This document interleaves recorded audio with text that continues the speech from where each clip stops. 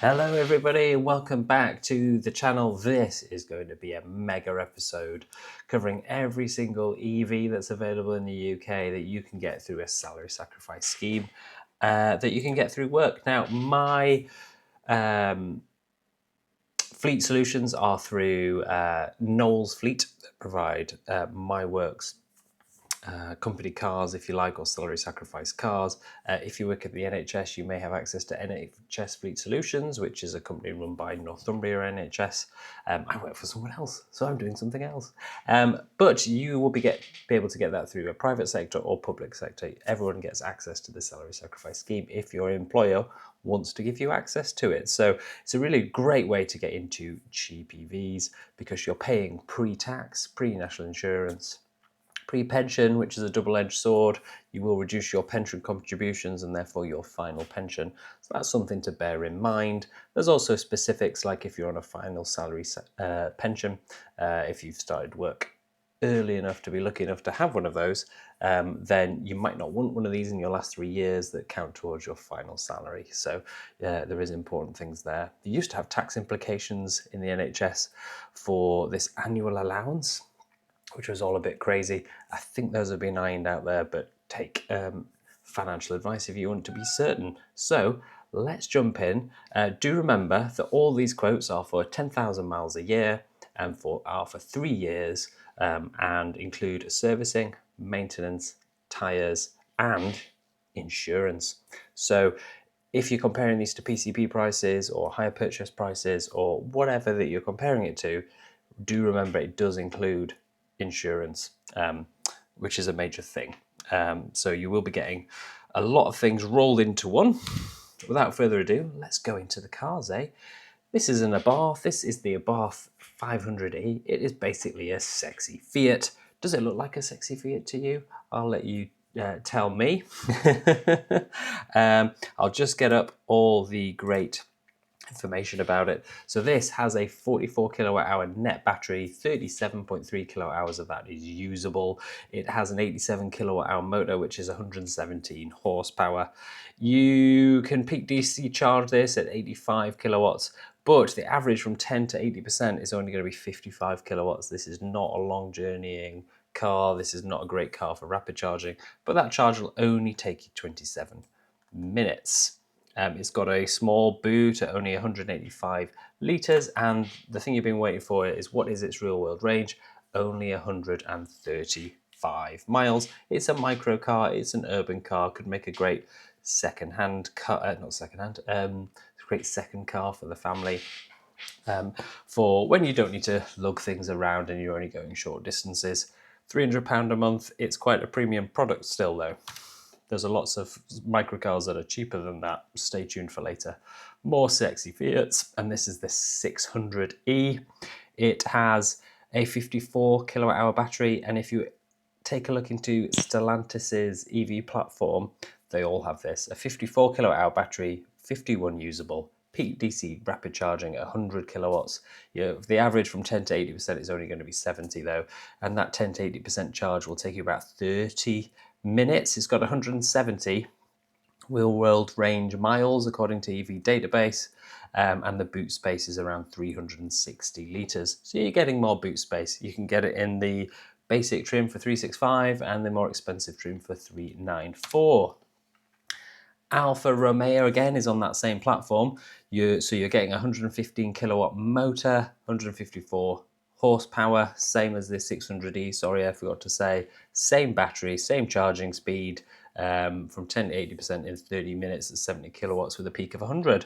But you're getting 410 litres boot space, and the real world range in this is 195 miles, so a little better. And you can get that in the basic trim for 360 or the more expensive for 429.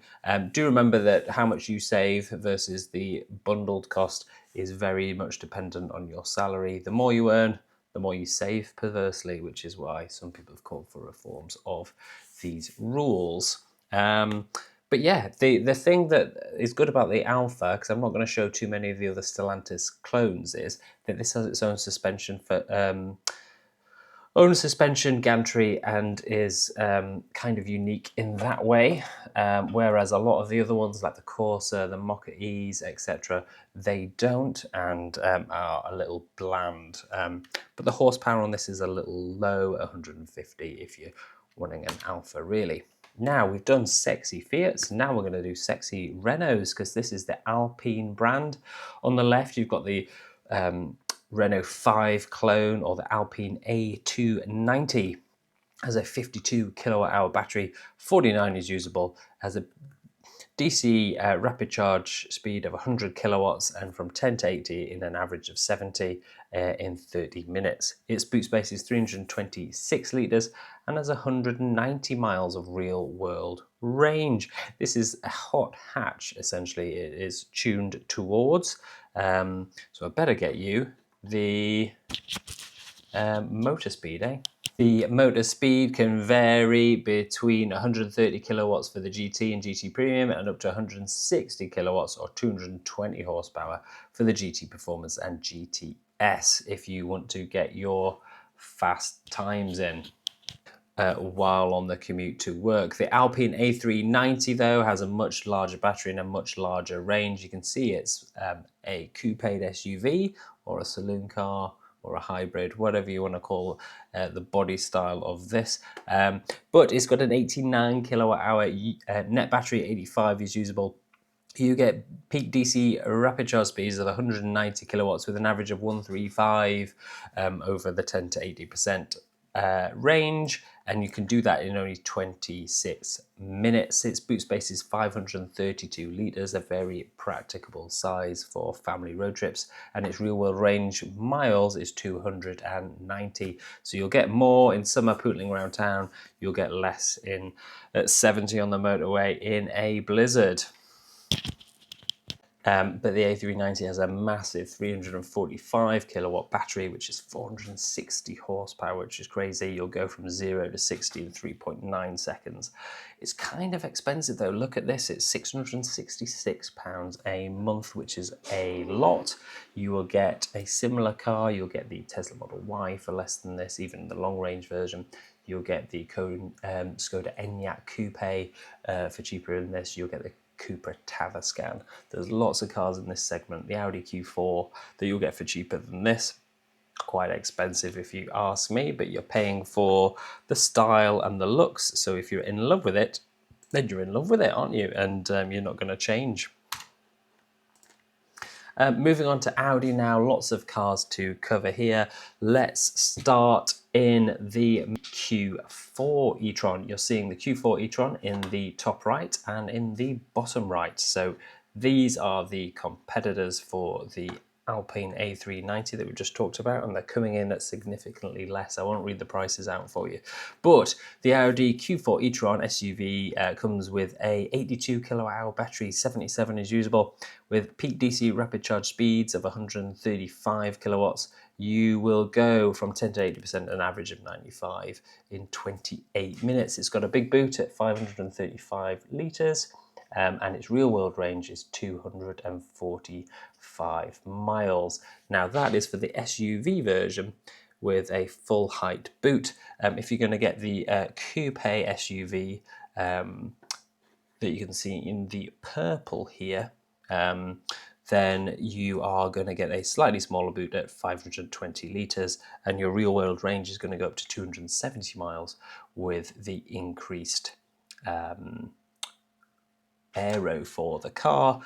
This is on a higher spec. The cheapest spec you can get for the Audi e-tron Q4 is 439. The most expensive spec is 534. Moving on to the bottom middle, the coupe Audi e-tron GT, which is the kind of the Taycan copy for Audi, has a net battery of 93.4 kilowatt hours. Usable is 83.7. Peak DC rapid charging, the fastest on the market at 270 kilowatts, with an average from 10 to 80 at 200, and you'll charge up in only 18 minutes. Depending on if you're getting 2 or 4-wheel drive, you lose a bit of boot space from 405 litres to only 350. And your real world range will depend on the battery size, but also how much crazy power you put in it, and ranges between 255 and 335 real world range. So one of them's got a smaller battery to get that reduced range there. And it's the cream of the crop, so it's coming in at a very high £890 a month. Moving over here, we have got the Audi A6 Avant. So you can get that in different specs, as you can see, but it has a net 100 kilowatt hour battery, 94.9 of that is usable.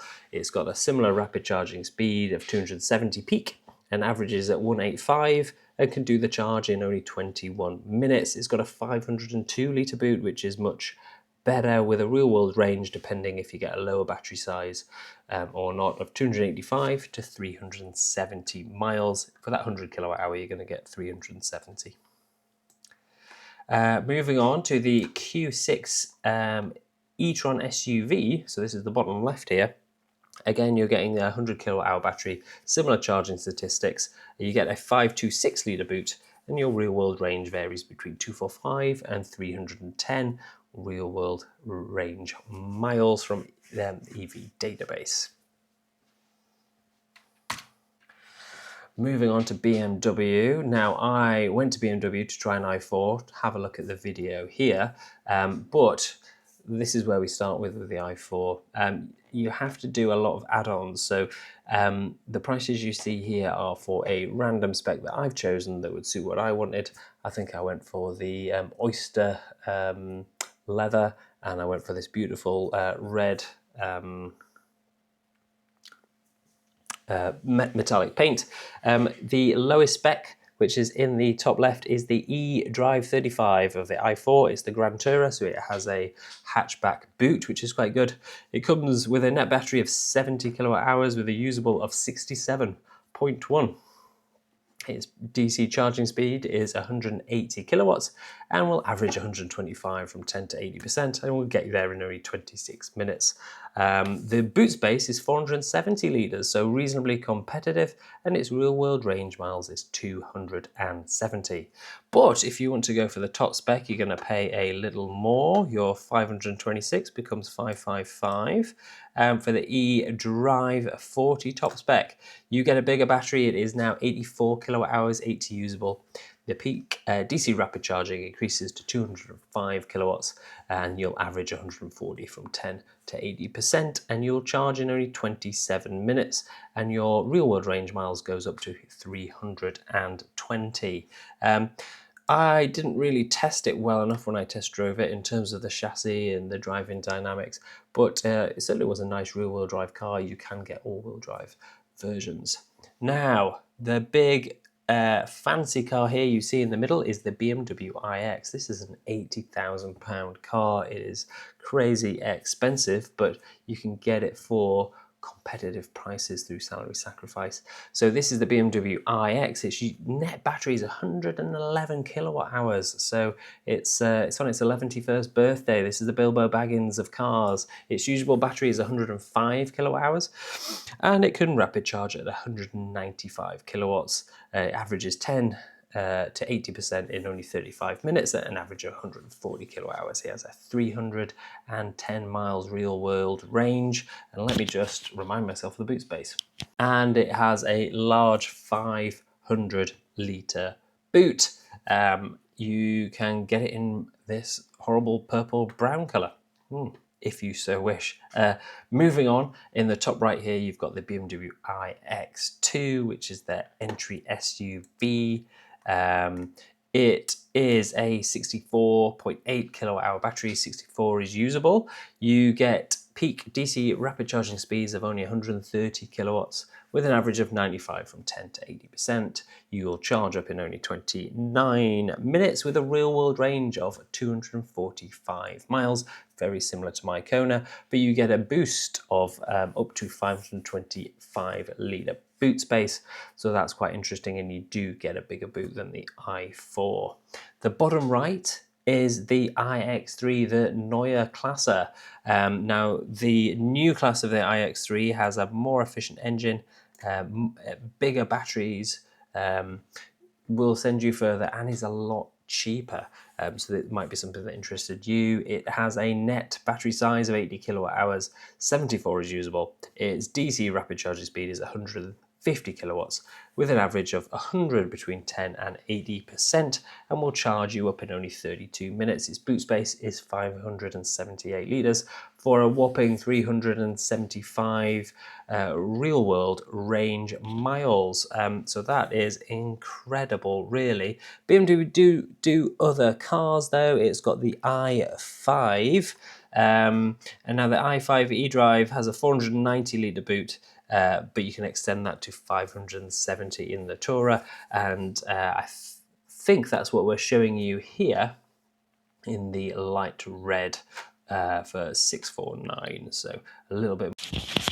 Little interruption, guys, to tell you about the iX1, which I almost missed off and didn't talk about. It's BMW's smallest electric SUV. It's got a 64 kilowatt hour usable battery. Its peak charging speed is 130 kilowatts with an average of 95 from 10 to 80%. And it'll do that in 29 minutes. It's got 240 miles of real world range, and its boot space is 490 litres in classic BMW SUV styling.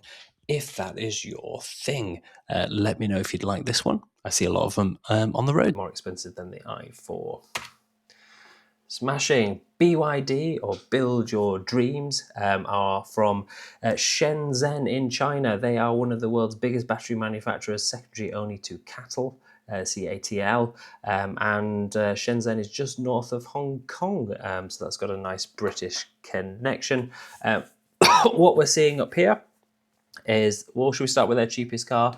The BYD Dolphin Surf. Let's tell you about the Dolphin Surf. The car is it's kind of like a four-seater micro-mobility car. I was driving home behind one only today. It's got a 45 kilowatt hour net battery, 43.2 of that is usable. Its peak DC rapid charging speed is only 60 kilowatts, and you'll average from 10 to 80% only 45 kilowatts. You will do that charge in only 30 minutes though, and its boot is 308 litres, which is quite impressive for one of these micro-mobility cars. Its real-world range is around 160 miles. If you get the smaller battery version, it's only 115. So if you see the bottom two here, the lime green and the white, it might be worth paying that extra £30 a month for that extra 45 miles of range. Above it, at the top left in white here, is the BYD Atto 2. It's positioned below its brother, the Atto 3, which is slightly larger. It has a 51 kilowatt hour battery, 49 is usable. Its peak rapid charging speed is 88 kilowatts with an average of 60 between 10 and 80%. This is fairly mediocre, but you'll do that charge in only 32 minutes. It has a 400 litre boot, so for a compact crossover, that is pretty decent, but its range in the real world will vary at about 190 miles. Its sister car, the Atto 3, which is about the size of my Kona, has a net 60 kilowatt hour battery, and its usable is 57.5 kilowatts. Its peak speed is 88 kilowatts, so this is very mediocre with an average of 65 between 10 and 80%, but it will do that charge in 33 minutes, so a reasonable curve. Its boot is 440 litres and its real world range is 210 miles. The other great thing about the BYD batteries is that they are LFP, so they can't set on fire, and they last twice as long as NMC batteries, much longer lifespan on them. Moving on, you've got the Tesla Model Y competitor, the BYD Seal. Look at the deals on this. This is actually incredible. They are Tesla Model Model 3 long range competitors, though. They've got a bigger battery and a longer range than the rear-wheel drive. Its net battery is 82.5 kilowatt hours.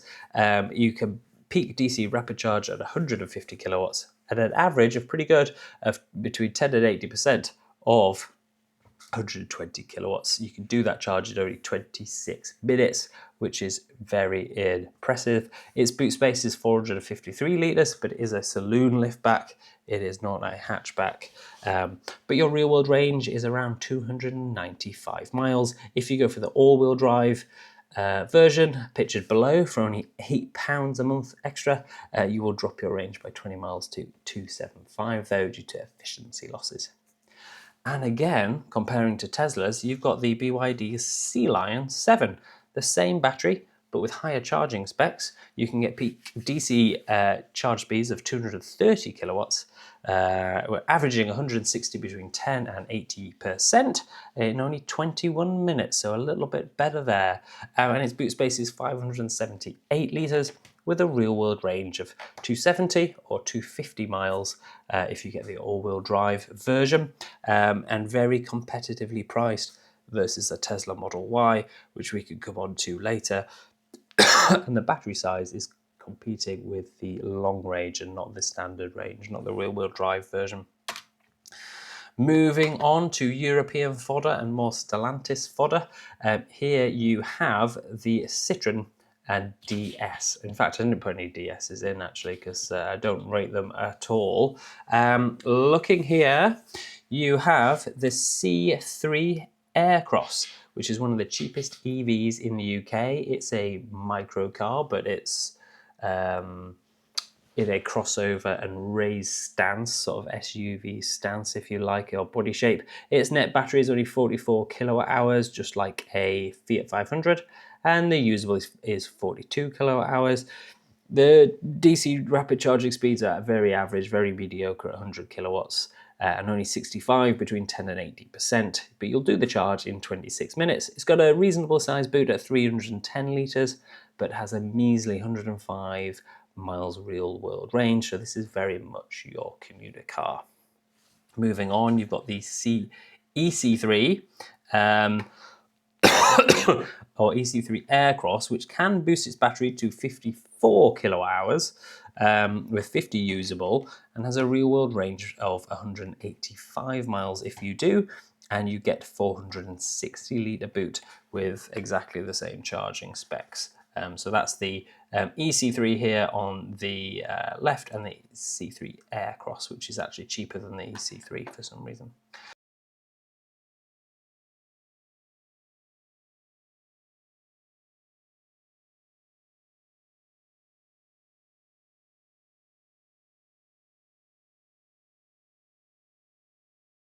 Moving on to the EC4, the top right, for £289 a month, you get the standard Stellantis fare of a 54 kilowatt hour battery, and you'll recognise this from the Alfa.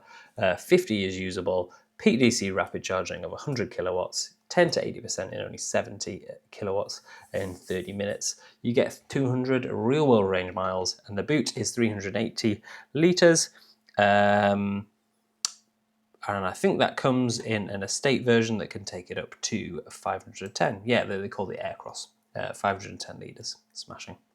Bottom left, is the EC5 Aircross. It has a larger battery.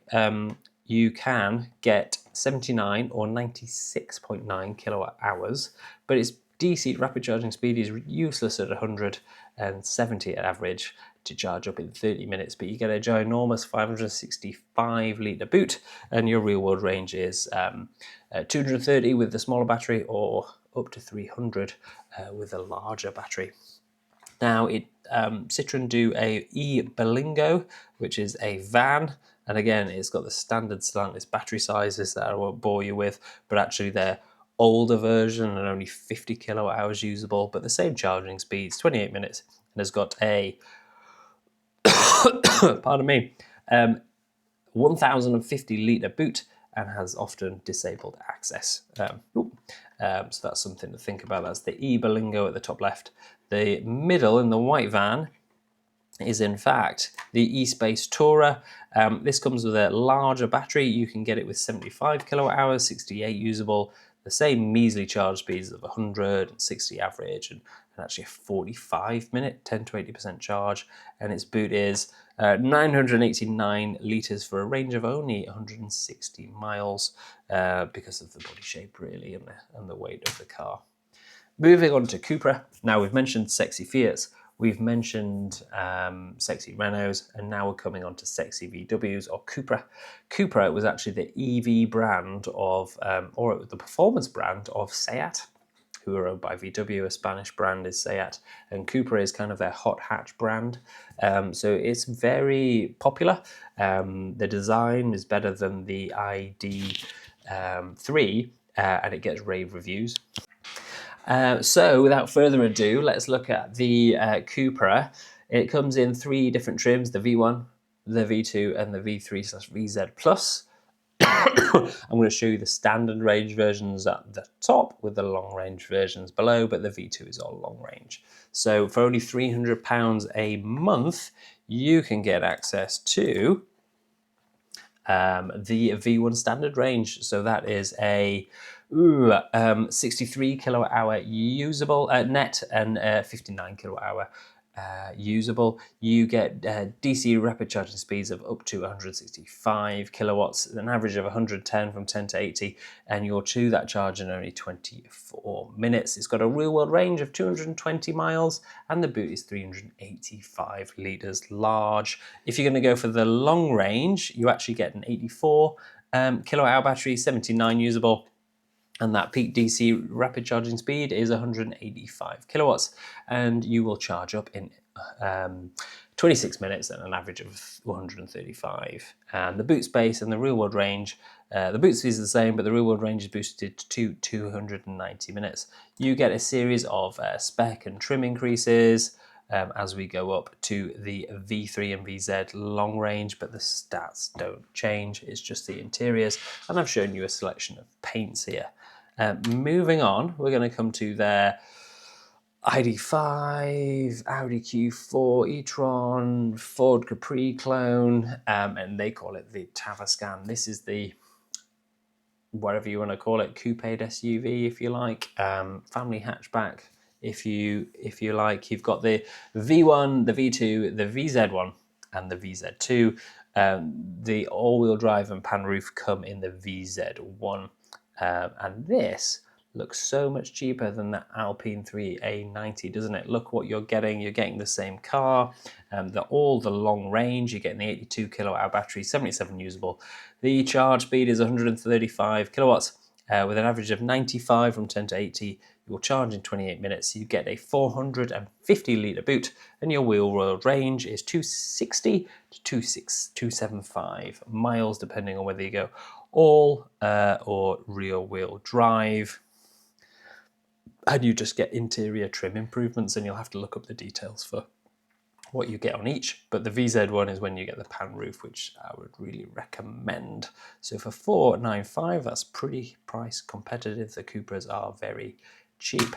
Now, moving on, we've got the Dacia Spring. Dacia are owned by Renault, aren't they? And they are actually a Romanian brand, if I remember correctly. It's the cheapest price if you're going to buy it with cash car in the UK. It's got a teeny weeny, insy bitsy polka dot bikini battery at only 26.8 kilowatt hours. 25 is usable. It's not a DC rapid charging car. It can only go at 30 kilowatts and will take you 36 minutes, and only has a 95 mile real world range car. So very much a second car and a commuter car, but has an impressive 343 litre boot. It's very small, but you can see it is quite raised up as a car. So be careful you don't go around corners too far, as you might flip over. But for only £200 a month, with everything bundled in, this is actually incredible value. We've had sexy Fiats, and now we're just moving on to normal Fiats. Exactly the same stats as the Abarth version. You're getting 42 kilowatt hours of battery in the 500e, which is the top left. You're getting 2 different specs, hence the 2 different prices between the white and the red car. 85 kilowatt charging speed 55 on average, from 10 to 80%, and you'll get there in only 27 minutes. Its boot space is only 185 litres, but because you've got a more efficient motor or a less powerful motor, you are going to go 145 miles versus the Abarth, which was a bit less, 115 or something. The 600E has the standard Stellantis compact EV battery, 54 kilowatt hours, 51 usable, 100 kilowatt DC rapid charging peak speed, but the average is 70, 10 to 80% in 30 minutes. Boot space of 360 litres, but only 190 real world range. Moving below though, you've got the Fiat Panda. It looks great in yellow there, doesn't it? And again, this is another nice compact city EV that might make a great second car.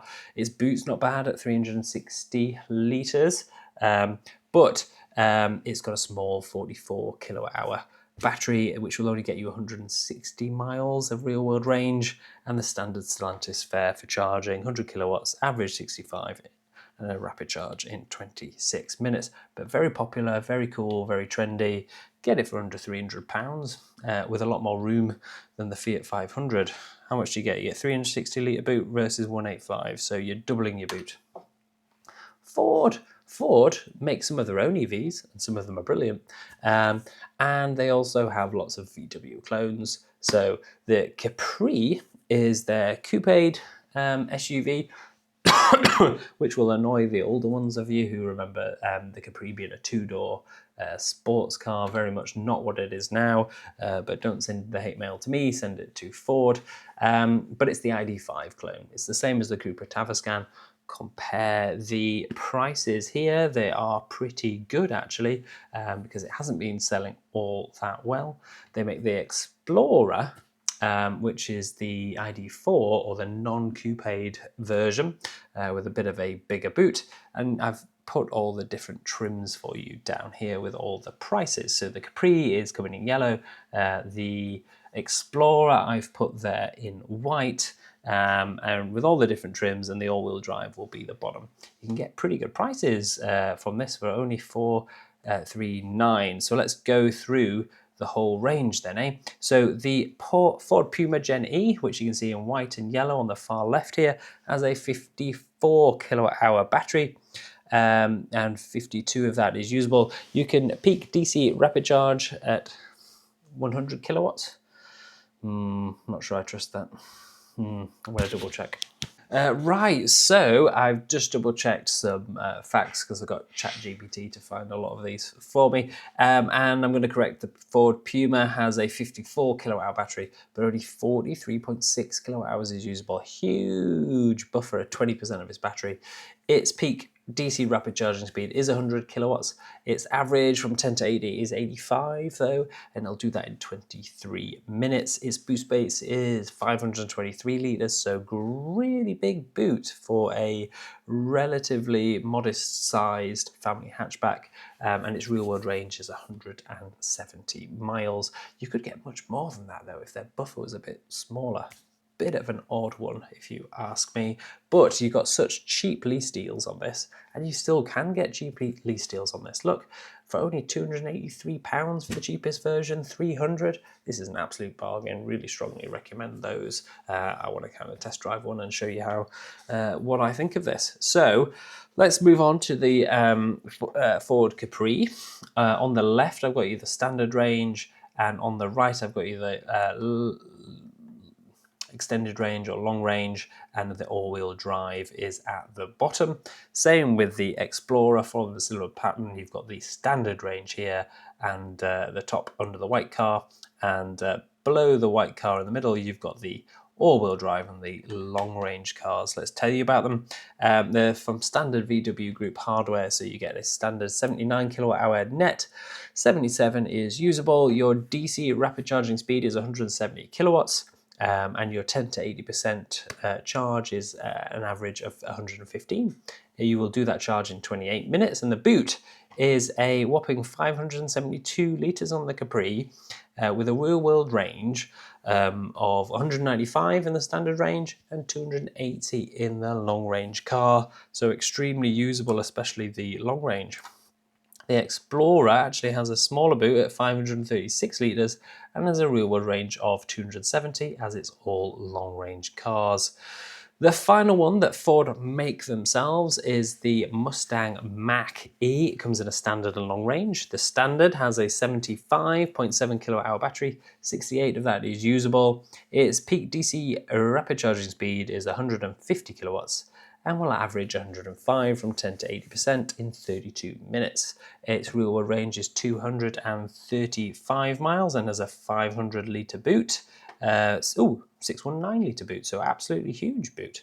The long range version has a 98.7 kilowatt hour battery, 91 is usable, and has the same rapid charging speeds, but its real world range is boosted to 295 miles. I've got a friend who comes around to charge at my house in one of these, and I think they look cracking, and he's been getting on with them really well, so something that I would look at. But price wise, it's not competitive versus the Capri, and it's not competitive versus the Tavascan, for example. So see how much you like the Ford aspects of it, I suppose. The Aura. So Aura is made by Great Wall Motors, and this was originally called the Funky Cat, and it was kind of like a electric mini competitor. Looks very cool, very good looking car. The price is just not right though. So you get a net 63 kilowatt hour battery, and it's now been called the Aura 3 rather than the Funky Cat. And its usable is 59.3 kilowatt hours. You DC rapid charge at a peak of 88 kilowatts, so very, very moderate, and you average 60 kilowatts between 10 and 80%, and you get there in 34 minutes. Its real world range is 228 miles with a boot space of 228 litres. Might need to correct that. Moving on, you've got Kia's range of EVs. Now, Kia and Hyundai have always been thought as budget brands coming from South Korea and when they first arrived, but they give great warranties, and now they've been established as a real great innovators and doing absolutely fantastic EVs. The classic one that they launched through was the Kia Niro, but they've not dropped that yet, but I've dropped it from my list. Kia come in a few trims. They do the Air standard range and the Air long range, and those are the basic trims. As they improve, they go to the GT line, which is always long range, and the GT line S, which is always long range, which is another step up. You can only get heat pumps on Kias as an option on the GT line S, which is their top spec car. So let's have a look at what I've done here. I did a big test drive of both the EV3, the EV4, and the EV6 recently, and it looks like I was going to put the PV5 van in, but haven't got round to it. So let's start with the EV3, which is the orange car pictured here. It has got the biggest boot at 460 litres, or the most usable boot. It has, in the standard range, a usable battery of 55 kilowatt hours, 58 net, and its DC rapid charging speed is only 100 kilowatts, with an average of 78 from 10 to 80%, and it will do that in around 31 minutes. Its real world range is 200 miles. If you move on to the long range, then you get a 78 kilowatt hour usable battery. Its DC rapid charging speed improves to 135 kilowatts with an average of 100, and we'll do that in around 34 minutes. And its real world range is improved to 280 miles. It will quote a WLTP range of 380, but 280 is realistic.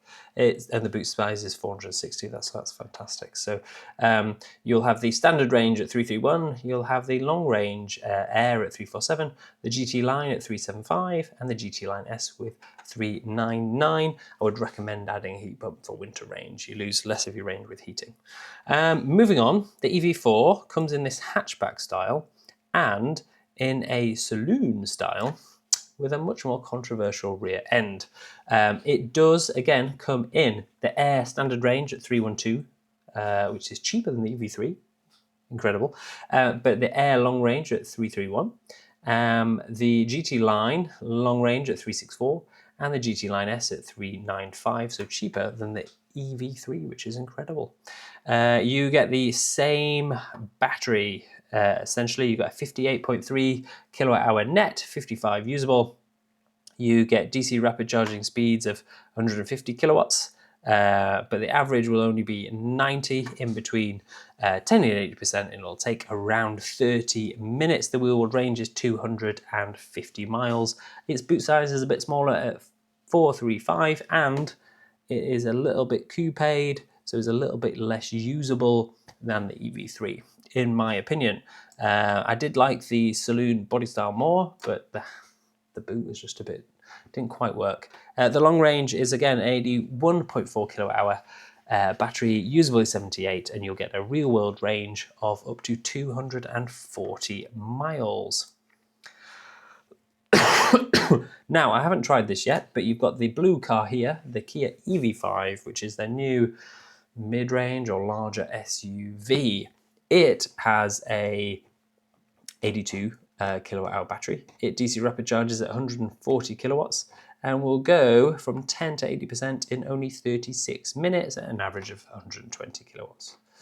Its real world range is 270 miles and has a boot size of 513 litres, but it comes with a 70 litre frunk. So you can see that there's long range only in this. You can get that from only £360 a month. For the Air, the GT Line goes to 390 and the GT Line S goes to 428, and you've got to add in a heat pump, which is about £1,000, I think. And there's economic analyses saying that you may not actually make your money back on a heat pump for an EV, but I think it's always worth it for your winter range and your knowing that you're not wasting your battery on heating you up quite so much. Now, the EV6 here is what we're showing from behind. It's a fantastic SUV. It is on the 800 volt architecture, which is famous for its fast charging. So it's got much faster charging time. So keep an eye out for that if you are a long distance driver quite often. It does come in a short range, this one, unlike the EV5, and you can get it from only £349 per month.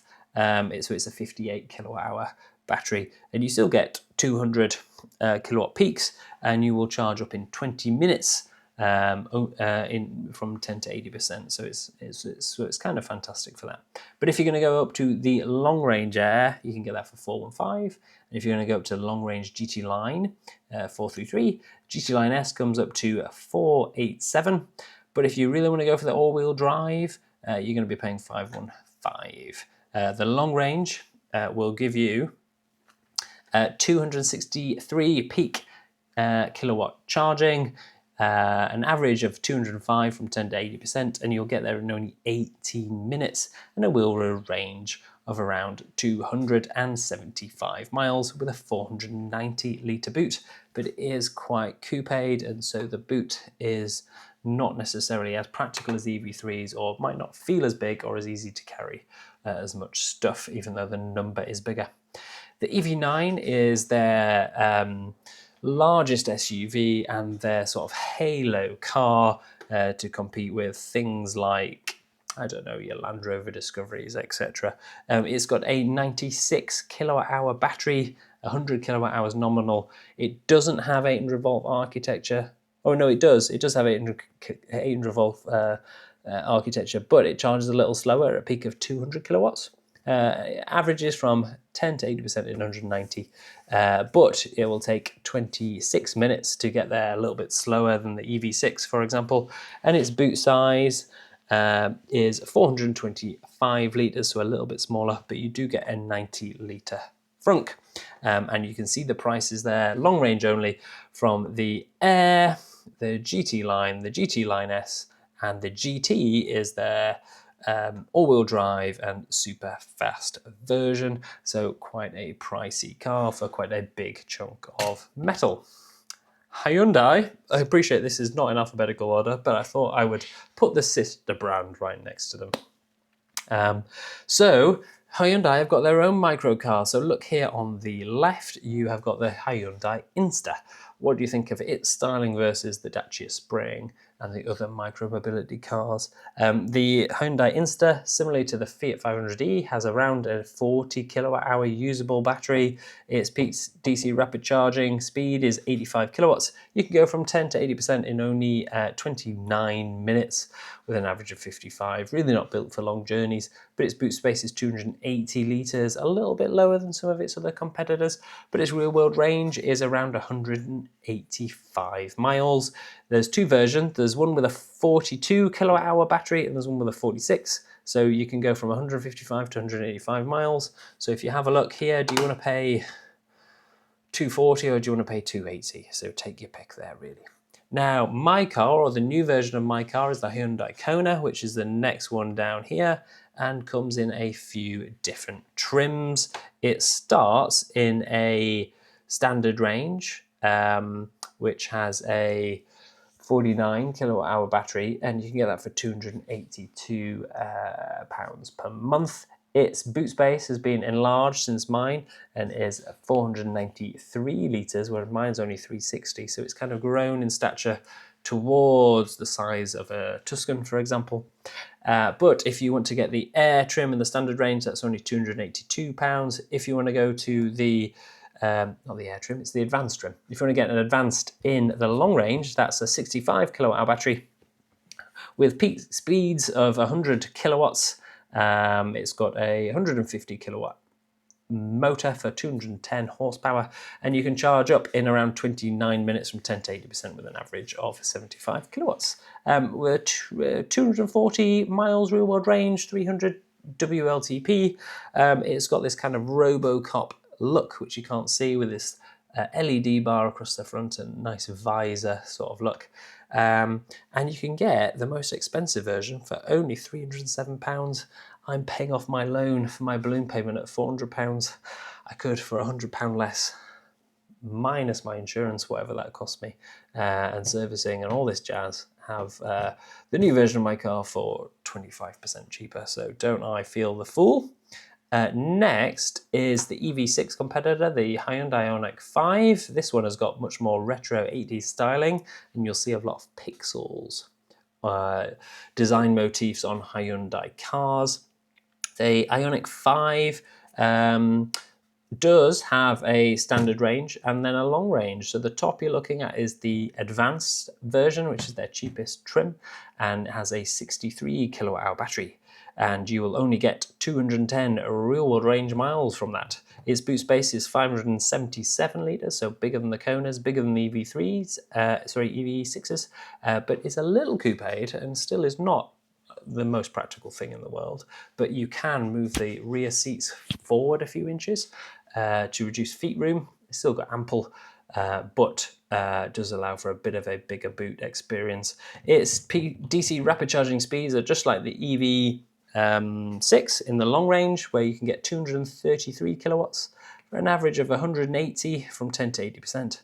And you'll get there in only 18 minutes. And this is why people rave about it for road trips. And if you want to look at a road trip that Andrew Till, Mr. EV, took from the UK to Rome, mostly on his own actually, on the way back was all by himself, it's the car kind of ready to go before you are. You don't really need a car that can charge faster than 230 kilowatts because it's done before you've gone to the bathroom and bought some food, etc. So that's the standard range doing 210 miles, the long range doing 275, extremely fast rapid charging speeds and quite competitive prices really. You've got the standard range here for 322 in the Advanced trim. The Advanced trim in the long range is only 344, so that is a good choice. If you're going to go for, oh God, what do they call them?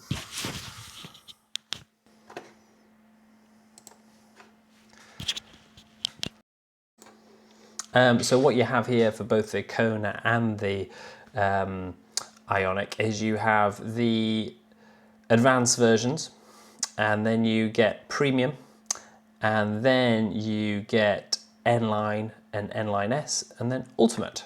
Now in the Kona, the Ultimate is the Ultimate, and the N-Line S is the one below. But in the Ioniq 5, the N-Line S is the Ultimate, and the Ultimate is below the N-Line S. Who knows why? It's just confusing, and it's a bit bizarre. But there you go. So that'll explain the different prices as you go down. And the Vision roof is what you want to look out for, I think, in the Ioniq 5. And the red paint is absolutely fantastic looking and quite rare as well. It comes free in the short range version, but you've got to pay for it in the long range version. Don't know why. Moving on to Hyundai's, what do they call it? Like a streamliner, they call it, the Ioniq 6. Now, the Ioniq 6 is a 77 kilowatt hour battery, 74 of that is usable.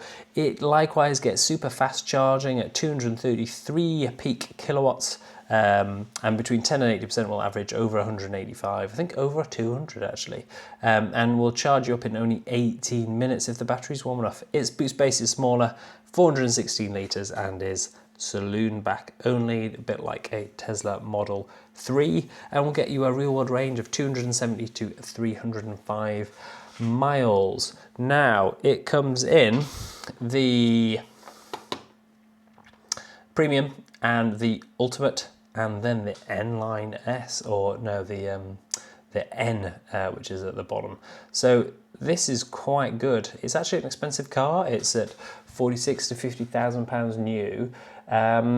It doesn't sell very well, and therefore they're offering big discounts on leases. So it's competitively priced to try and get it at 381 or 400 or 430 pounds. I think that's a quite good deal if that's the if that is the N-Line. That'd be absolutely incredible. Now, it's Ioniq 9.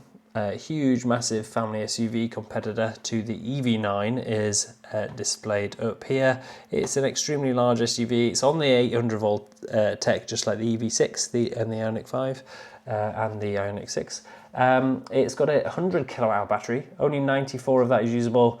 The peak charging speed is the same at 235, but it averages only 165 from 10 to 80%, and it'll get you there in 25 minutes. Its boot space is only 426 litres, but its real world range is 310 miles for what is a 3-row SUV with 7 seats. So if you need a huge car, why not consider this better than a petrol one? For example, we've done Kia Hyundai, but we've not done sexy Kia Hyundai, which is Genesis. Genesis is their premium brand, and on the left here you've got their Ioniq 5-esque, similarly styled. It's on the same chassis, the EGMP. It's 800 volts. It's got the same battery. It's got the same charge speeds. Its boot space is only 432 litres though, and its real world range miles is 260, or if you get the all-wheel drive, only 245 miles. And you can get that from between 442 or 515, depending on the trim levels. The next one they have is the GV70. Again, same battery, but the boot space on this car in the middle is 528 litres with a real world range of 235 miles, and they're very much going for luxury and premium inside. Next is the GV80. It's kind of like an S-Class type car. If you know your Mercedes. It's got a 100 kilowatt hour battery, 94 is usable, and the same charge speeds as the Ioniq 9 really. So we'll 235, average of 165, and we'll get you there in 25 minutes. It's only got a 345 litre boot, but its real world range is 275 miles. Now, Jaecoo and Omoda are owned by Chery Automotive, who have a joint venture with Land Rover to make Land Rovers in China. So a lot of the Western manufacturers made joint ventures with a Chinese manufacturer, taught them how to make cars, and Chery Automotive have been trained by Jaguar Land Rover, and then they've come back and with their sub-brands of Jaecoo and Omoda, and now invading the British market. So on the left here you have the Jaecoo, which has got a full SUV square back with lots of boot room, and on the right here in red you've got the Omoda, which I was likening to a Honda CHR, but actually is much taller and is much bigger, and they're selling these for bargain basement prices. Look at this, only 240 or 250 pounds. They both come with a net battery of 61 kilowatt hours, 57 usable. Its DC rapid charges at 100 kilowatts with an average of 70 and will charge up from 10 to 80% in 30 minutes. Its boot space in the Jaecoo 5 is 480 litres and has a real world range of 200 miles. And the Omoda 5 is similar. I've seen a lot of these on the roads now, but just because they're at dirt bottom prices, and who knows, Kia Starmer's just been over to China to talk to their premier, and so we may be getting even more of these brands coming over with less and less tariffs, and they may flood the market. And you look at the prices compared to the Western manufacturers, they're kicking them out of the park here, aren't they? I don't know that these are going to be very reliable cars, or I don't know that their quality is very high. I've not tried one, but look at the prices. People are going to be drawn to these like flies. And everyone said that, ooh, the Japanese cars are crap, and then Toyota took over the world. Well, China's already taken over the world, and China has gone from 0 exports 10 years ago to 7 million exports and been the largest car exporter in the world. And there's only one way you can see this going with these cars. Now, let's look at the Stellantis cars. Here are some Jeeps. So these are Stellantis clones. So the net battery for the Jeep Avenger on the left here, the smaller car, is a 54 kilowatt hours, and you get 50 kilowatt hours usable. It's got a peak DC charge rate of 100 kilowatts, average of 70 with a charge time of 30 minutes. Its boot space is 355 litres with a real world range of 200. You are going, who's going to choose this? Who's going to choose this Jeep over those Jaecoo and Omodas? Just look back. You're paying £50 extra or £60 extra a month for less battery, less range, and no better charging. I'll say no more. On the right is the Compass Electric, which can have a 80 kilowatt hour battery, will charge at 160 kilowatts, average of 90, and from 10 to 8% in 30 minutes. Its boot space is 550 litres with a real world range of 250 miles. A bit more competitive, but look at the price. It is double one of those. Is anyone going to buy that? Does off-roading great. If you need that. No one ever drives off-road. Leapmotor, another cheap Chinese brand. The Leapmotor T3, which is on the left there in that pale blue, is a Fiat 500e kind of competitor. It has a net battery of 41 kilowatt hours. It's one of these micro cars, just like the Hyundai Insta, etc., and the Dacia Spring. Its usable is 37.3 kilowatt hours. Its peak DC rapid charging is only 45 kilowatts, and it will only average 35 from 10 to 80%. You'll do that charge in 33 minutes. Its boot space is a dinky 210 litres, more than the Fiat 500, but less than the Dacia Spring and the Hyundai Insta, and its real world range is 135 miles. Great second car for commuting, really, in cities. Great city car. In the middle is the B10. Has a 70 kilowatt hour battery, 67 is usable. It DC rapid charges at a peak of 168 kilowatts, really good, better than my Konas. And it averages 120 from 10 to 80%.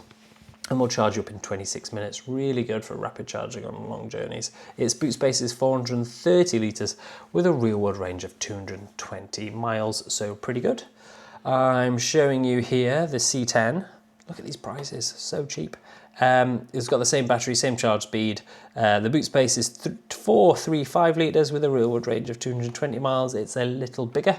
I've seen these coming into work and been behind them, and when they're stuck in traffic, their lights do this weird dancing.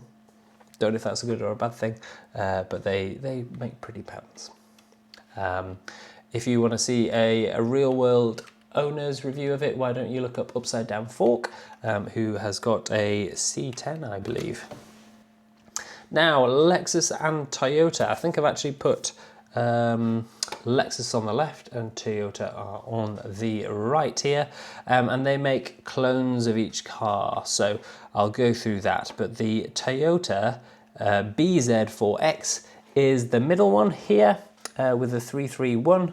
and is the Lexus clone is over here on the left. The Lexus clone is called the what? I have forgotten, and I didn't write them down. Oh dear. I'll just confirm this. And the Lexus version on the left here is called the RZ. You can see you can get them for similar prices, and there is a 70 kilowatt hour battery, 64 is usable. The peak DC rapid charging speed is 150 kilowatts with an average of 90 from 10 to 80%, and that'll do it in 32 minutes. I think it's a bit like the Toyota CHR EV, which is the new one over here.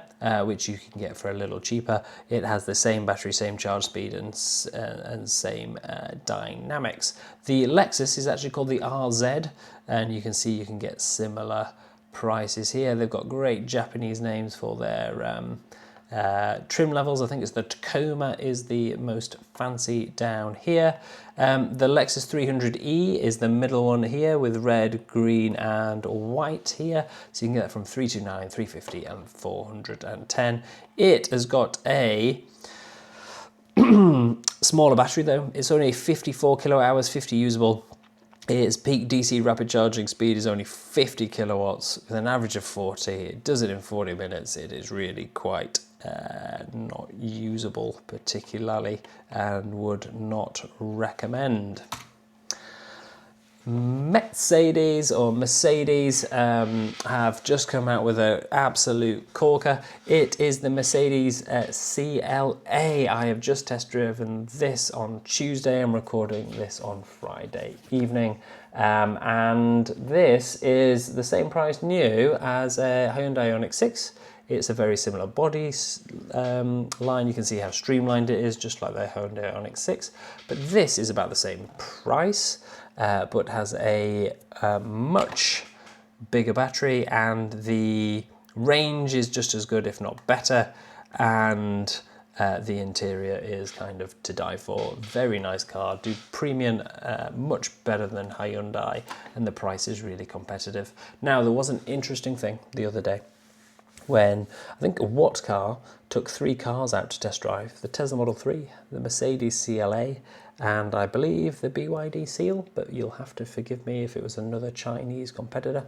And they were driving in close procession, as they often do on these shoots on closed roads, to showcase what they all look like next to each other as they go around a bend, all this, that and the other. The press car overtook them with a person in the boot, strapped in with a harness so they didn't fall out and die, and was recording them as they overtook them.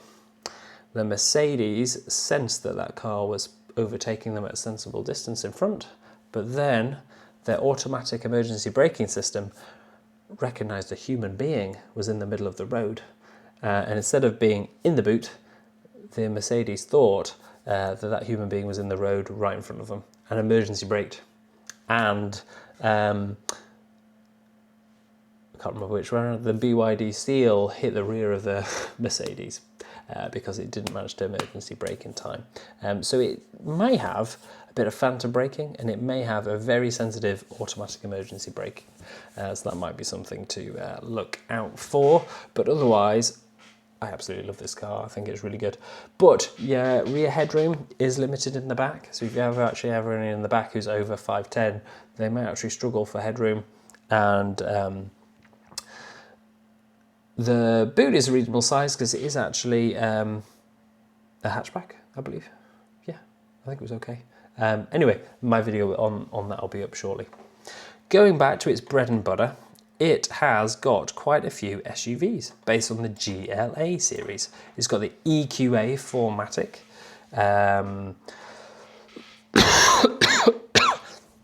which is this black one over here. For only £360 a month, you can get a 70 kilowatt hour net, 66.5 kilowatt hour usable, with a peak DC rapid charging speed of 100 kilowatts, and you go from 10 to 80% in 90 average in 33 minutes. Its rear world range is 215 miles, which is really quite impressive.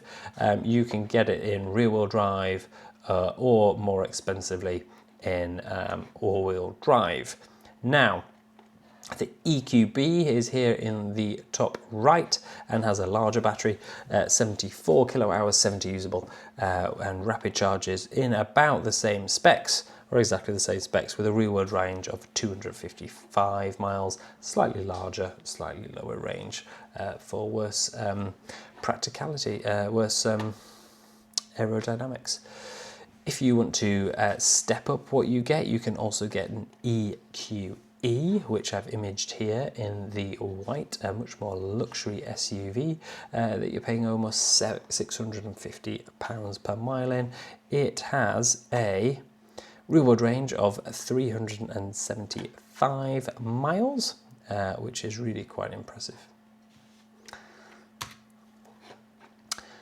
Mercedes have got so many cars. Over here on the top right here, you have the EQS, which you get from £740. The EQS is absolutely stunning. The EQS has a massive 118 kilowatt hour battery. Its real range is 425 miles. It can rapid charge at 160 kilowatts and has a 620 litre boot. It's got this incredible streamlined design, and I think they call it a hyper pound screen across the whole dashboard, which dazzles you, and has lights pinned into the roof to imitate the stars, and it's an incredible luxury experience. They haven't held their value very well, so you can get second-hand bargains from these at absolutely incredible rates. Can even tow, huge boots, and very, very luxury. The EQE here in the middle is a little bit more affordable, although still very luxury. You get a smaller boot at 430 litres, which is a saloon back only. Your range, real world range, is only 275 miles from a 90 kilowatt hour battery, and you rapid charge at 141 kilowatts, with a boot space of 430 litres, 0 to 60 time in 3.5 seconds. You've got two other cars here. You've got these two SUVs, which I've shown you in various colours. The left is the EQE SUV, and the right is the EQS SUV. So you've got your luxury SUVs over there, should you wish to try them.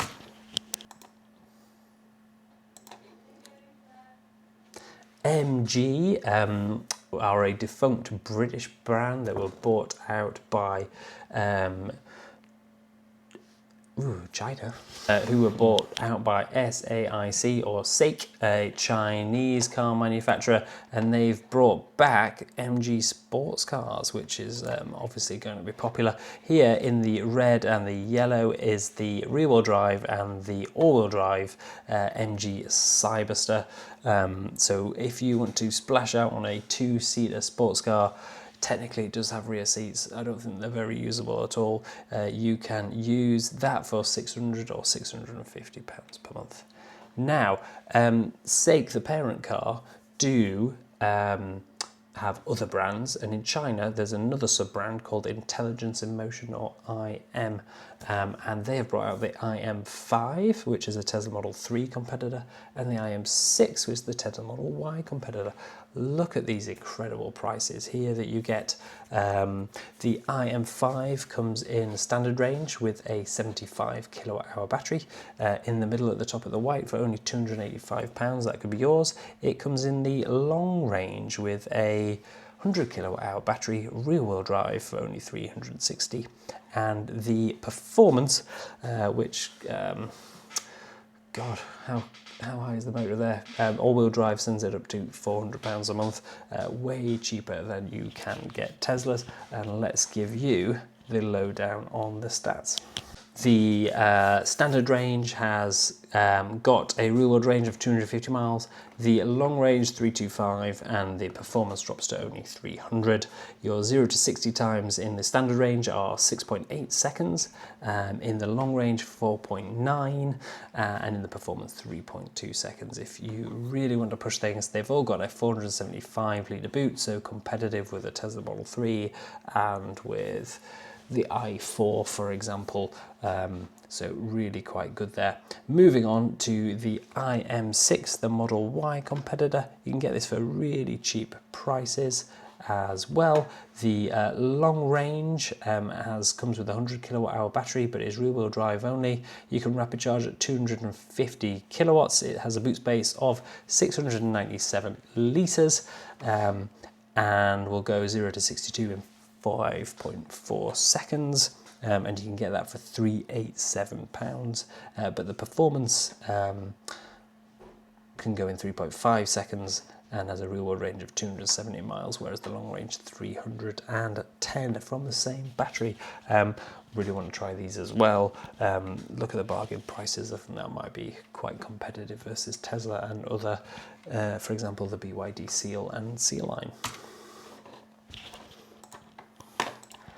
Moving on to the standard MG fare, their first car that came out was this MG4, which comes in a 64 and a 75 kilowatt hour battery. The 4 is going to be refreshed very soon and may come with a solid state battery, which promises to last for ever and ever and ever. It's got a modest boot space of 363 litres. Its real world range in the 64 kilowatt hour battery is 220 miles. In the extended range with a 77 kilowatt hour battery is 260. It can rapid charge at 130 kilowatts with an average of 110 from 10 to 80, and will do that rapid charge in only, I have to remind myself, 30 minutes. There is a new MG4 though, the MG4 Urban. So this is the purple car that we have just over here. It's going to come in two main variants, a 43 kilowatt standard range with approximate 200 WLTP mile range or 160 mile real world range, and a 54 kilowatt hour long range, which has over a 250 WLTP range, maybe 200 miles real world range. And it comes with different styling and is slightly more compact. It's kind of like the BYD Dolphin versus the Dolphin Surf would be the comparison. Moving over to here, you have the MG S5 and the MG S6. Now, my mum has just bought this car, the S5, which replaces the MG5 estate car and perhaps the MG ZS. It has a 62 kilowatt hour usable battery. You can rapid charge at 90 kilowatts. Its boot space is 453 miles and has a real world range of 225 miles in the long range variant. The short range variant drops down to only a 170 mile range car. It has a rapid charge rate of 31 minutes to go from 10 to 80%. So that's that. Moving on to the S6, which is a little bit of a bigger car.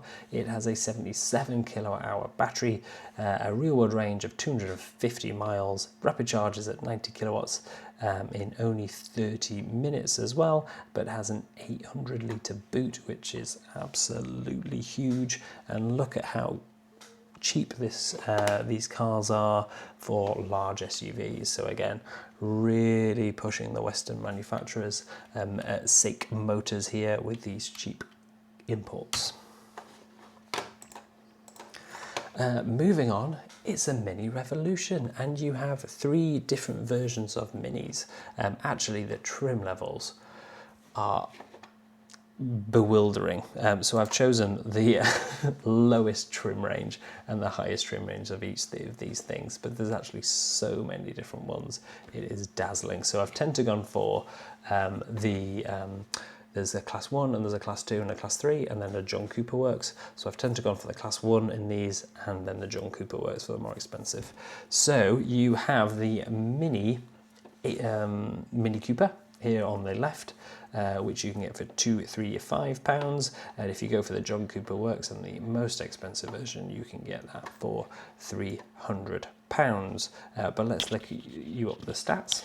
So the Mini Cooper has a 36.6 kilowatt hour usable battery, only a 200 litre boot, and a real world range of only 155 miles, but has great go-kart like driving, is very fun, and at a reasonably affordable price, but is even competitive versus other micro-mobility cars like the Dacia Spring, the Hyundai Insta, and the Chinese cars at that price. That's not too bad. Moving to the middle, you've got the Mini Aceman, which in the cheapest version you can get for £250, but moving up to 320 if you go for the John Cooper Works.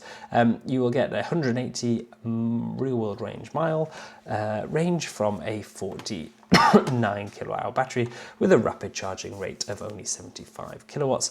Your boot space is only 300 litres, but still a quite stylish car. Moving into the bigger and bigger minis, you've got the Countryman E.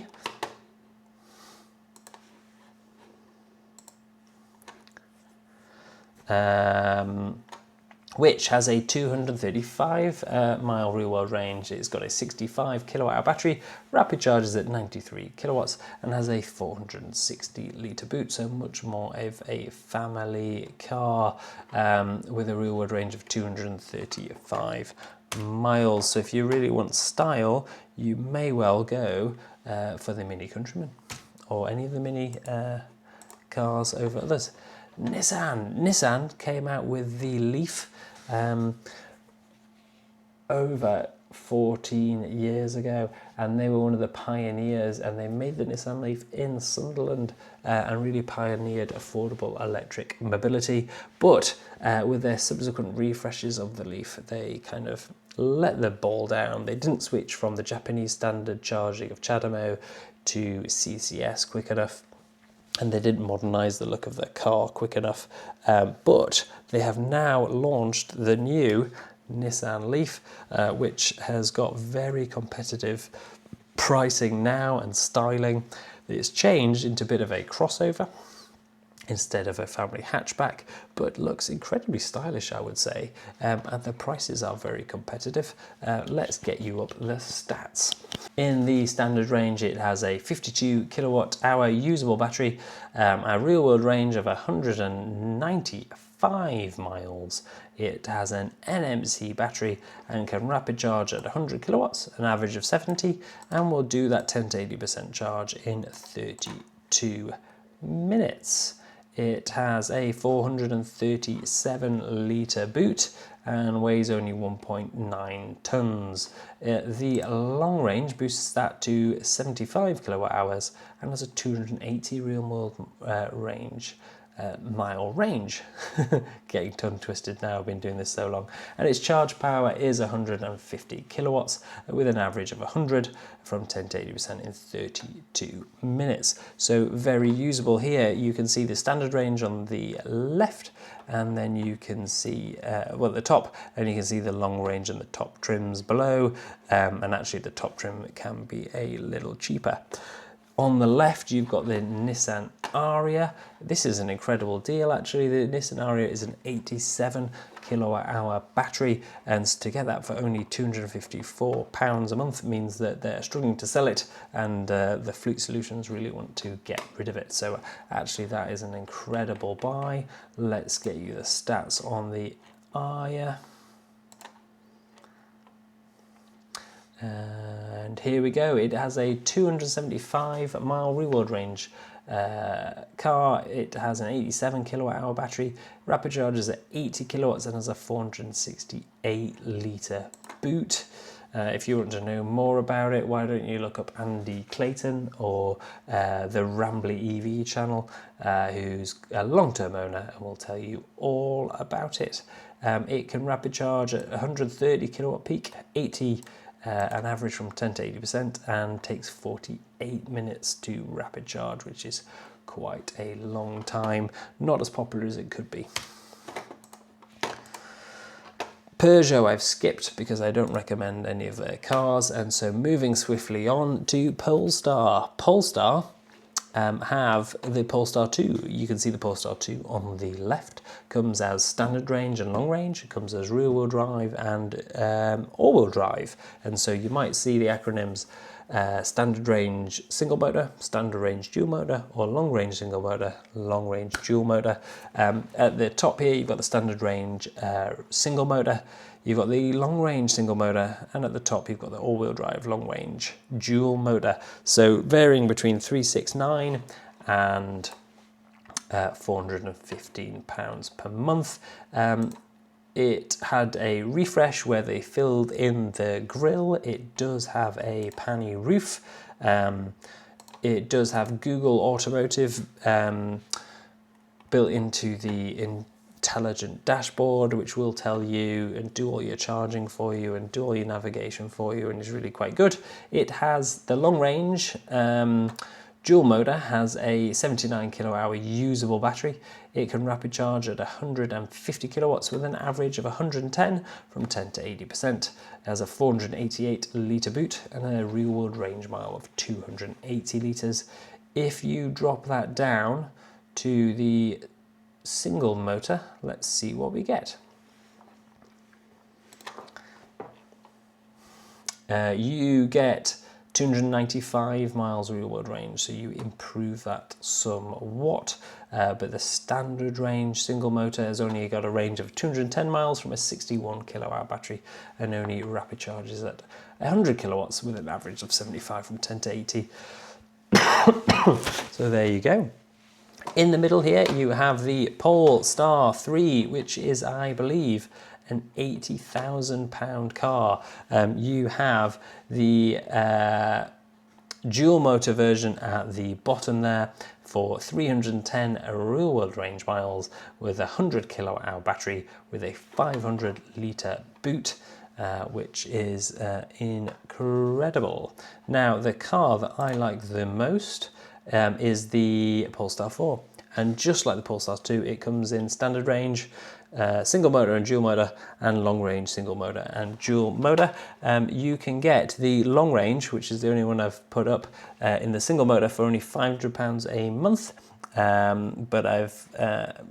And you only have to pay £5 more a month to get the dual motor, but you do drop the range only a tad. So the single motor will do 305 miles of real world range, 0 to 60 in 7.4 seconds.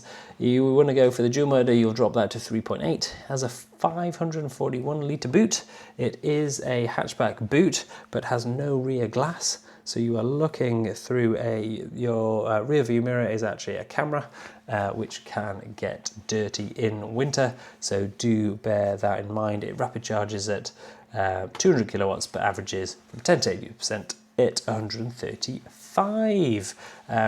I really love this car.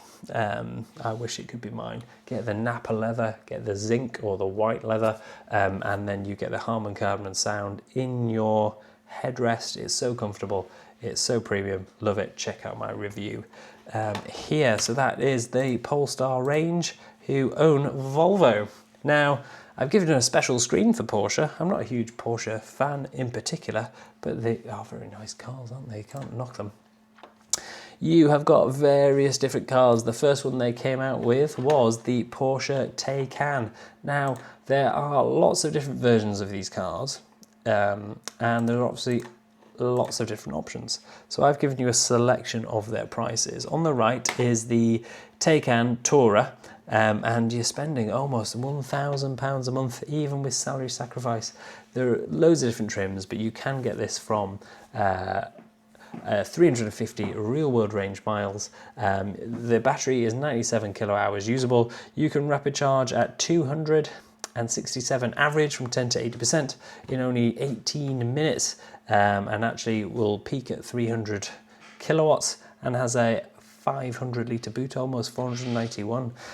So it's an incredible car that you can get. It comes in rear wheel drive and all wheel drive, and you can pay much more than this depending on what options you want. Its other new cars are the Cayenne on the left and the Macan. and you can pay what you want for these cars with all the options that you can add on.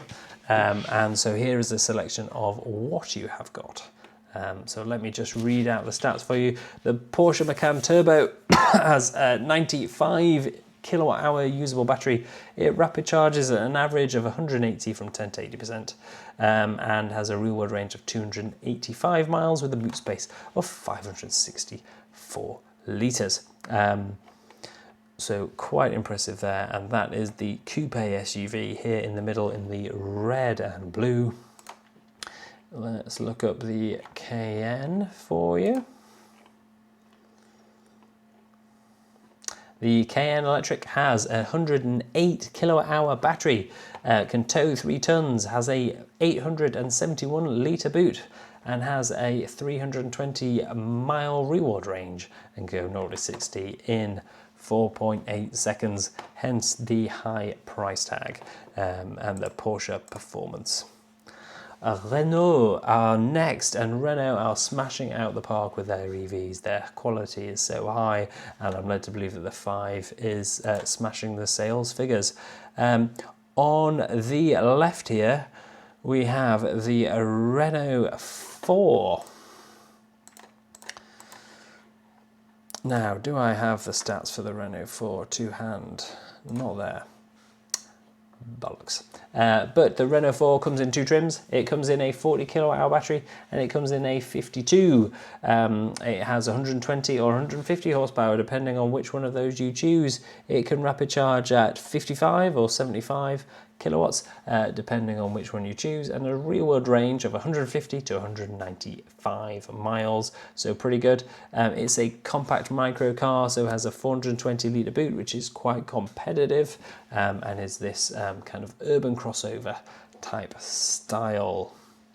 Really good competitive prices for 225, 270, although you do get a much bigger car from Jaecoo and Omoda, but I would have much more faith in the quality of these Renaults. Now, the real star of the show is the Renault 5, which has incredible styling. If you ask me, can come in this lovely lime or luscious lemon, and you're getting this for a really cheap price. The Renault 5 E-Tech has a 40 to 52 kilowatt hour battery, so the 40 is at the top at 225, the 50 is down below, and you get a 95 kilowatt, what do you get?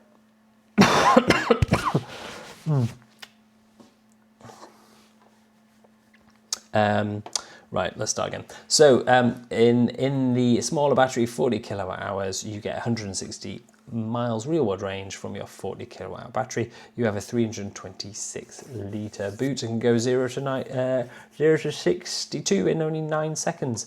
If you go in 12 seconds. If you go for the long range car, the 52 kilowatt hour, you get a 150 horsepower car. You can go 205 miles from a 52 kilowatt hour battery, and can even tow, and you rapid charge faster, and they sell like hotcakes. The top trim you can pay 253 miles for, but they look absolutely fabulous if you ask me. Now, moving on to the family hatchback, the Renault Megane. It is blessed with a 440 litre boot. It has a 60 kilowatt hour usable battery, and can rapid charge at an average of 87 kilowatts from 10 to 80% for a real world range mile of 235. Very similar to my Kona, but a little bit more compact, a little bit lower to the ground, and a lot more stylish. I would really recommend the iconic trim at the bottom, which looks absolutely fab. All come with the same battery. It's all 1 range, all 1 horsepower. For the Renault Megane. Now, the Scenic is out and has recently gone through a retrim. You can only get the long range version of this now, which has an 87 kilowatt hour battery. Its real world range is 295 miles. If you want to see my recent review on the Renault Scenic, check out the rest of the channel. Its max charge speed is 150 kilowatts for an average of 95, between 10 and 80%, and will do that charge in 40 minutes, which isn't the fastest in the world, and has 3-phase charging at 11 kilowatts. You can upgrade that to 22 if you wish.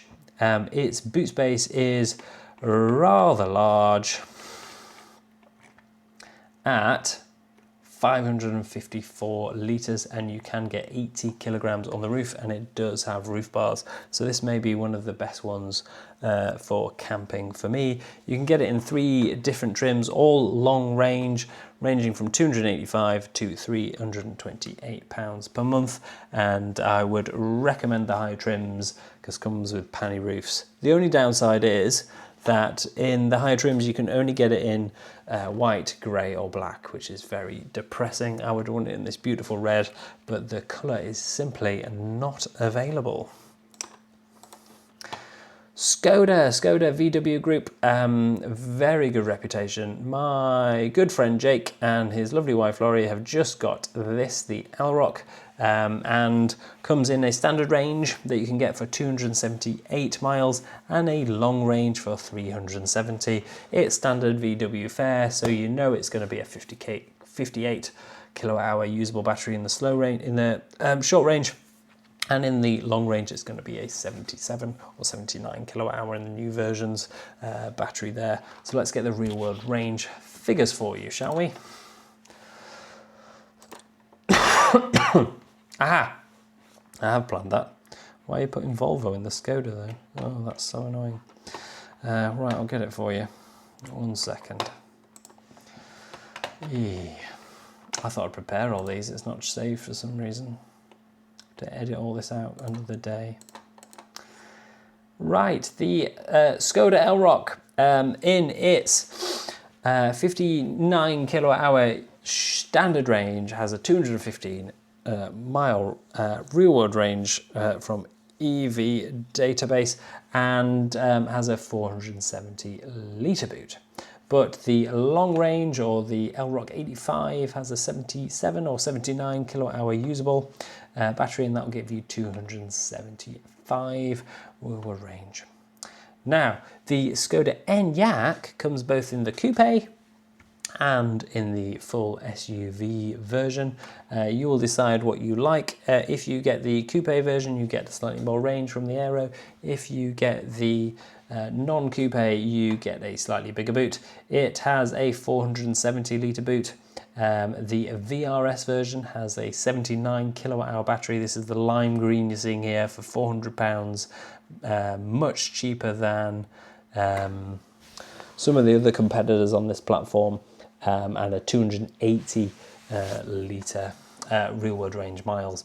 If you're going for the standard range, you up here at £300 in the blue, you get a 59 kilowatt hour battery, which only got a 220 mile range, whereas if you get the full SUV, you're losing 5 miles. You're getting 275. You gain 5 miles from dropping a bit of your boot size, and your boot size is 585 litres in the full SUV, whereas it's only 470 in the coupe. So that's something to bear in mind. Get great reviews, do the Skodas. Now we're coming on to the VW Group, so the birthplace of all these cars here. On the left, you've got the ID Buzz, and you can get this in various different trims. I'm showing you the GTX at the bottom, which is a 4-wheel drive car. You can get it long and short wheelbase. You can get it different configurations, 5 seats, 6 seats, 7 seats, loads of different options, but you're looking at about £450 to £500. Actually, there must be a great deal on the GTX, because you can get that for £470 a month, even though it's kind of a £80,000 car, I believe.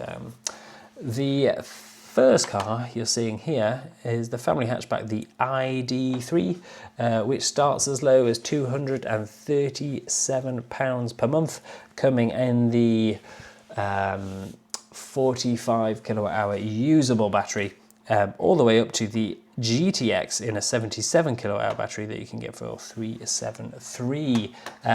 Initially, when this was first made, it had touch buttons everywhere.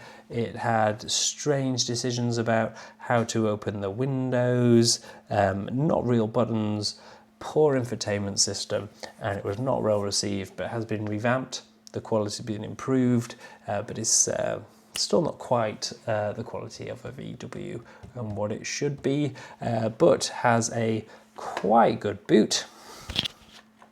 And let's find that out for you and then edit this out. It's got a 385 litre boot, so a little bit bigger than my Kona's, and comes in various different trims that you'll have to look up for yourself.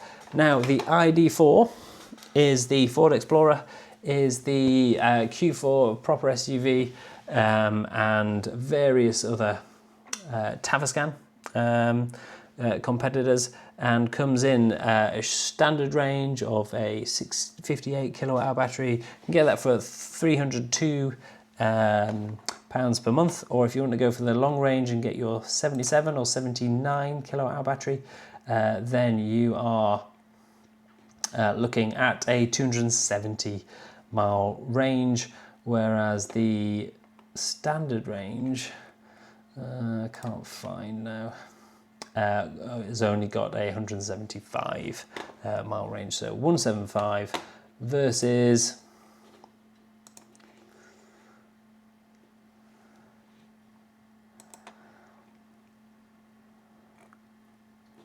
270. Coming to the ID5, which is basically the coupe version, you have a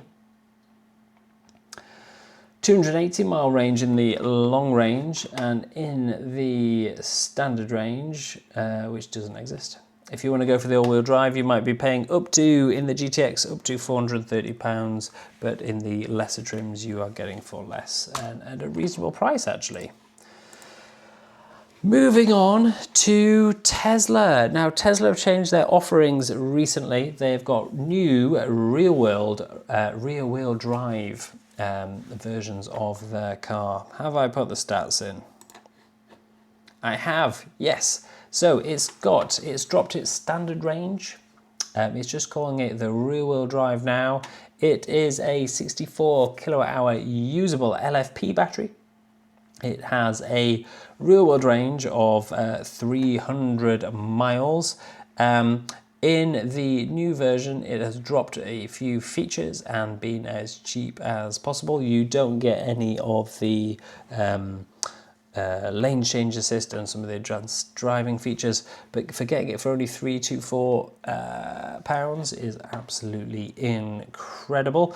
Its max charge speed is 250 kilowatts, but it averages 100 kilowatts from 10 to 80%, and you will charge that in 24 minutes. Its boot space is huge at 500 litres and has an 88 litre frunk. The long range, as you come down, has an NMC battery and has a net capacity of 78. Usable is 75, and its real-world range is around 340 miles. And again, charges at 250 max with 124 average, and will do that charge in 27 minutes.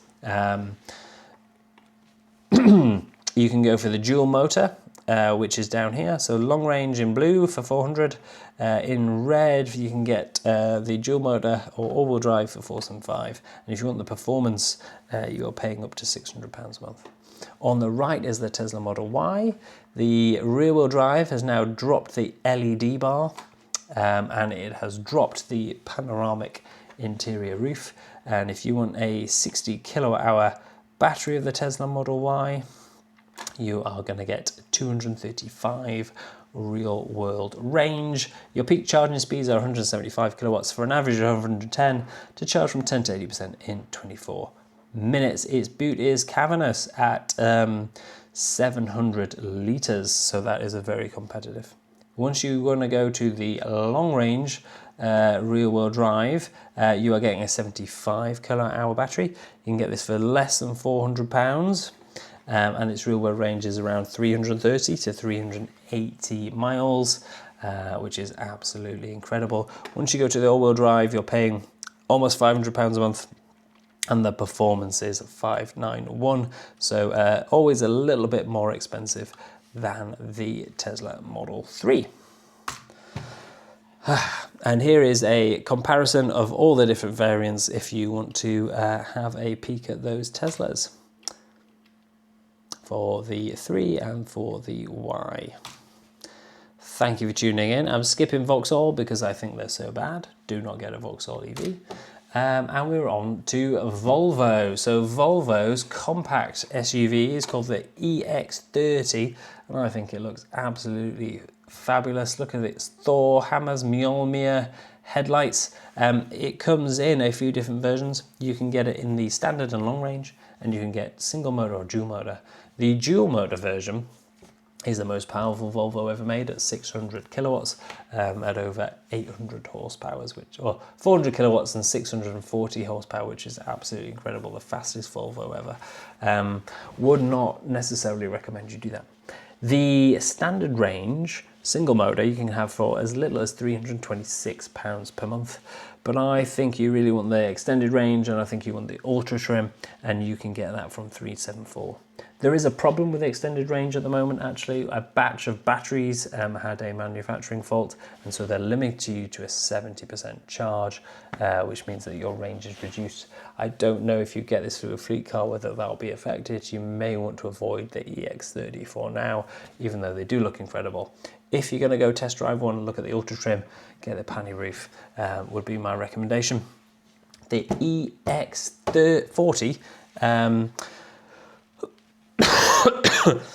is its bigger cousin. It's based on a platform that is shared with the Polestar 2, is shared with the EC40, and the what's the other version?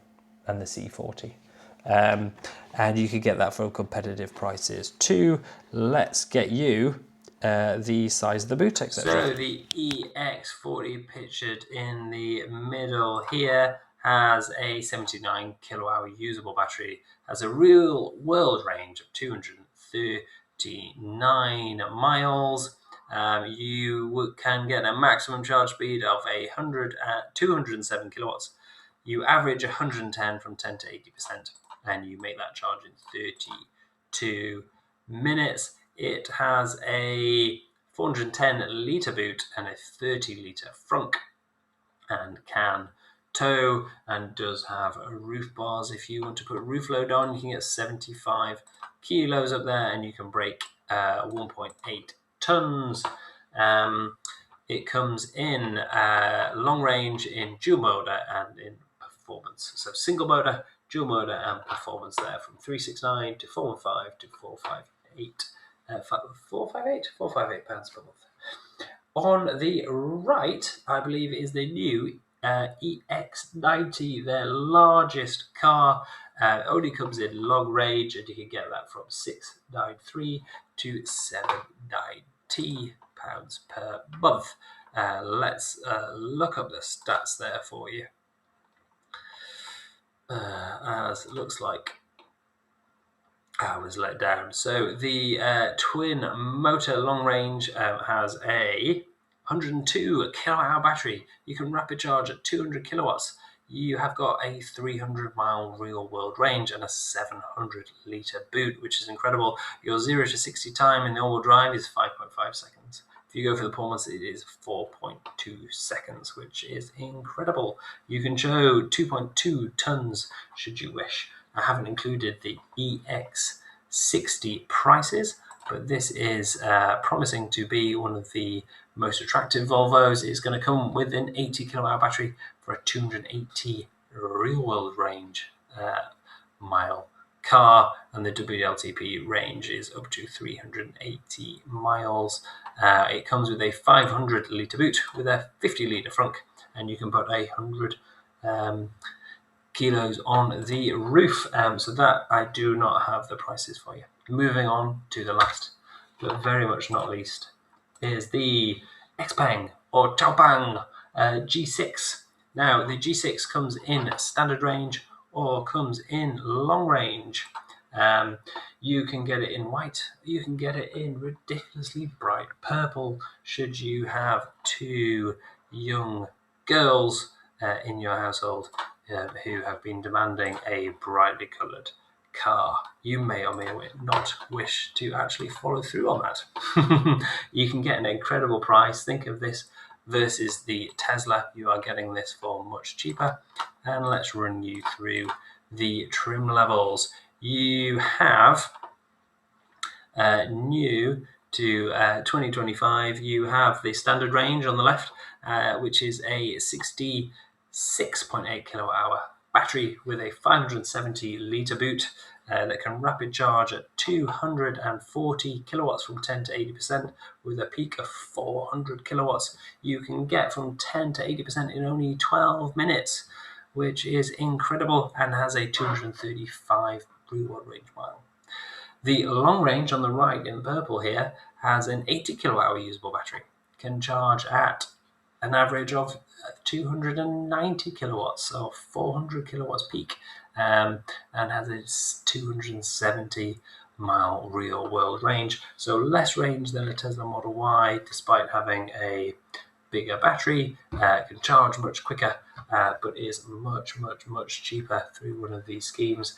And looks delightful in purple, doesn't it? And so I better not let my 5 and 7-year-old girls know about this. Otherwise, that's the car I'm getting. Thanks so much for tuning in. Let me know if there's any cars I should have chosen. Please don't say Peugeot or Vauxhall, because you really don't want one of those.